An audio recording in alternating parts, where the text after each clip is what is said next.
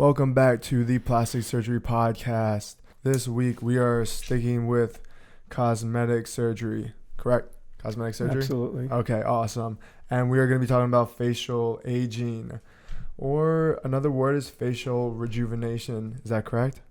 Well, facial rejuvenation helps treat facial aging. Okay, so let's get right into it. What is facial aging, Dr. Viennes? So facial aging are changes that occur in the face as someone gets older. So for example, if you look at your face, you're younger, your skin is smooth, everything is rounded, you have fullness in your cheeks and in your forehead and areas around your chin and your neck. And they are all supported structures that are underneath. But someone who is older, like myself, you could see areas of depression, you could see wrinkles, and you could see some sagging of the skin. And that occurs as you get older. It's just a natural occurrence, correct? Correct. Okay, so it's going to happen to basically everyone. At some point in their lives, it's going to happen to everyone. Yes. Okay. Why exactly does facial aging occur? Well, there are a lot of different structures on your face. Mm-hmm. We have our skin. We have the fat tissue that's underneath. We have some muscle layers that allow you to move your face around and to chew and eat. And you have bone structures. Now, all these structures have to be supported to your facial skeleton underneath. And we have these ligaments, which are fine areas of tissue that have some thickness to them. And they attach the skin through the muscle tissue and the fat layers all the way down to the bone. And they start out as thicker ligaments down near the bone. And as they go through the deeper structures and the more superficial tissues up to the skin layer, they become thinner and there are more of them. It's like a tree growing out into the skin to kind of hold the skin and the fat tissue and the muscle against your facial skeleton. Well, what happens as you get older is these ligaments become thinner and they lose their strength. So as they lose their strength, everything sort of falls away from the face. And also the bone around your face also gets thinner. And as that gets smaller, there's less support of the tissues. So that is one part of it. The other parts are the fact that your skin becomes thinner as you get older. It tends to wrinkle more. It tends to sag a bit more. And also there's fat underneath your skin. And all that fat is broken up into little compartments. And those compartments are made by the tissue that's around them that walls it off into different compartments. And those are those ligaments we were talking about earlier that support the tissue. So as those ligaments become thinner, the space where that fat was held in place becomes less supported. Right. And then you get the loss of that tissue that sort of like falls from the facial skeleton. Okay. And now you said that facial aging occurs to everyone at some point, most likely. Are there any factors or causes of aging that progress that process faster? So the natural aspect of aging is dependent upon a number of things. There's the genetics, because there's some people that look a lot younger than their chronologic age. Right. And part of it is their genetics. Some people tend to have thicker skin or thicker ligaments, or their body doesn't age as fast, so they may not show the changes that other people may have. So the genetics component is one. The other is you have natural cell changes that occur as you get older. So the cells may not replicate as quickly, and so you lose some of that regenerative aspect of the cells. Right. Now, there are environmental issues too that can occur, like sun. People who have had a lot of sun exposure tend to get more wrinkles on their face. They look more aged. And also people who smoke. Smoking has been known to cause premature facial aging. So those are the two environmental aspects. Those exposed to a lot of sun and those who cigarette smoke are more likely to get facial aging faster than someone who is not exposed to a lot of sun or who do not smoke. Okay. Right. And then there's no way really to control the genetics aspect. Is that correct? Not really, but you can control some of the things, like we said, the environmental aspect, the sun. I mean, it doesn't mean that you have to stay indoors all the time, but if you are careful when you're out in the sun, you can help minimize the effects of ultraviolet light. Use sunblock. Right. So sunblock does help. It helps. Okay. Yeah, exactly. And then avoid smoking or Right. nicotine products is good. Right. Does it cause aging faster because it breaks down the ligaments in a person's face? The sun causes cell damage. Or cell We know damage? that. Right. And so that cell damage, as I mentioned earlier, that effect of aging can be hastened by the ultraviolet light, Right. because the ultraviolet light has been shown to cause cell damage. Okay. And what about cigarettes? Same And then the thing? cigarette has a lot of toxins in it. Mm. So if you put toxic chemicals in your body, it's going to affect your cells. Right. So it's You know, basically the so same so thing. not only does it have nicotine, which causes constriction of the blood vessels and decreased blood flow to those cells, but it also has other chemicals in there that can be deleterious to your health as well as your skin health. We kind of mentioned preventing aging by obviously avoiding sun exposure, UV rays, and not smoking. Does diet play any role in facial aging? Sure. I mean, I think that diet is very important. Mhm. You know, diet is very important in many ways. Right. But one of the things that having a poor diet can do is it, again, affects cell regeneration and Yeah. cell function. Now, if you eat properly, good food, and proper nutrition, then you can help those cells regenerate as well as thrive. Mm-hmm.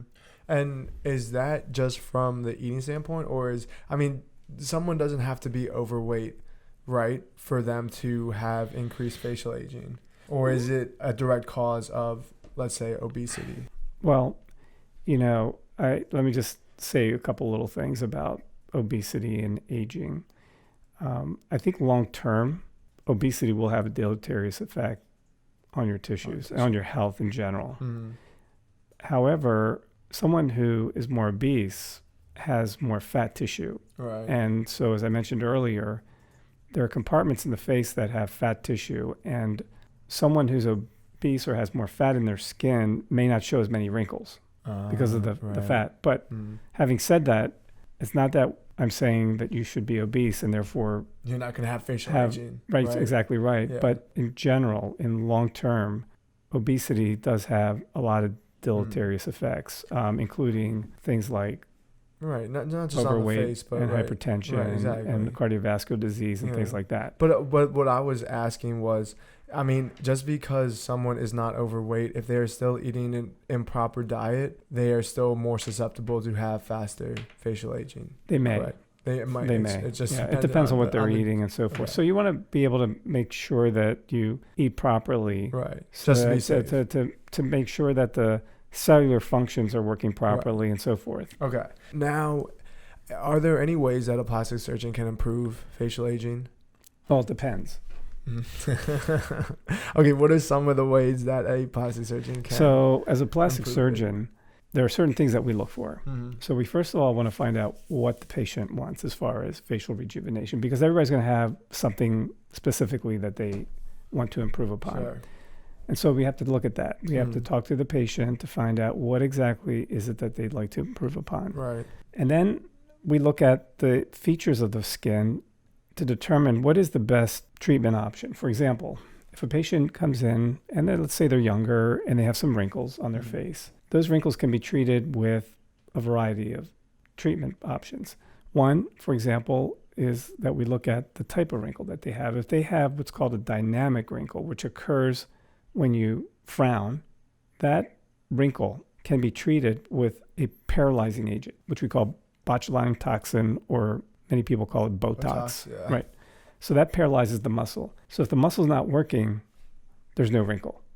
And that's a dynamic wrinkle because it's only there when the patient frowns, because some people don't want that look when they're frowning.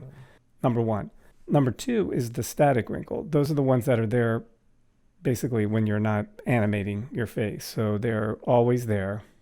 And those wrinkles need to be treated with a filler. There are different types of fillers that we have available, but one that is most commonly used is hyaluronic acid.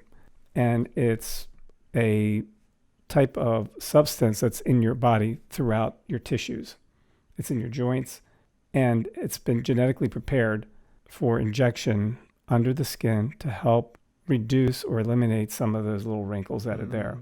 So it's a filler. It kind of fills up that space. So it's analogous to, looking at a raisin that has wrinkles and a grape that has no wrinkles. So if you were to inject that raisin with filler, you would smoothen that whole surface area. Right. And that's how that works. Okay. So some of the other things that we look at is depression. As I mentioned earlier, the fat tissue is in different compartments and different things happen in the face, and some of the tissues may lose some of the fat and they lose the support, and there are depressions. In those areas of depression, we can also use a different type of filler that we can use that can be placed in the deeper structures in the fat compartment areas that we can inject. And that can fill out that area of depression that's there. Oh, okay. Sometimes we also use fat for something like that. We can liposuction some fat from a different part of the body and Really? use it as a put it in fat the graft. face? Yep. Really? Yep. Okay. You put it in the face and you can fill out those areas. Mm-hmm. The other things we look at too is the sagging of the skin relative to the face. And in those patients, sometimes we can use some filler depending on the degree of that excess skin to help mask some of that. Or what we could do is a facelift, which basically allows us to lift that tissue underneath, bring it back to where it belongs, to give the patient an overall more youthful appearance. So that would be a facelift. We look at all the different aspects of the facial aging, and then we target them with the treatment. So for example, if a patient who is older, they may need a facelift, but they also may need some Botox in some areas where they have the wrinkling, and we inject some Botox. Or we may have to volumize. In other words, we have to add some volume with the filler or some fat grafting in areas of depression. So it could be a combination approach. Sometimes we have to work on the texture of the skin. It's like almost like sanding the tissue down. Sometimes we use dermabrasion, which is literally almost like sanding down the skin to get the texture improved. Or we may use a chemical peel, which actually does a superficial burn of the skin. And that helps tighten up some of the collagen and resurface some of the tissue. Or we may use laser that works similarly in that it causes a thermal burn to the skin.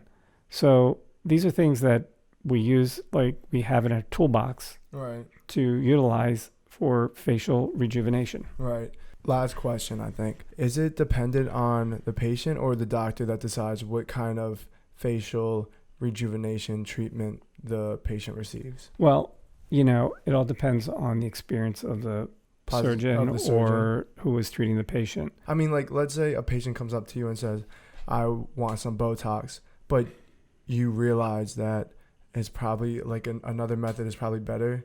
You'll suggest that, but can they still decide to go the Botox route?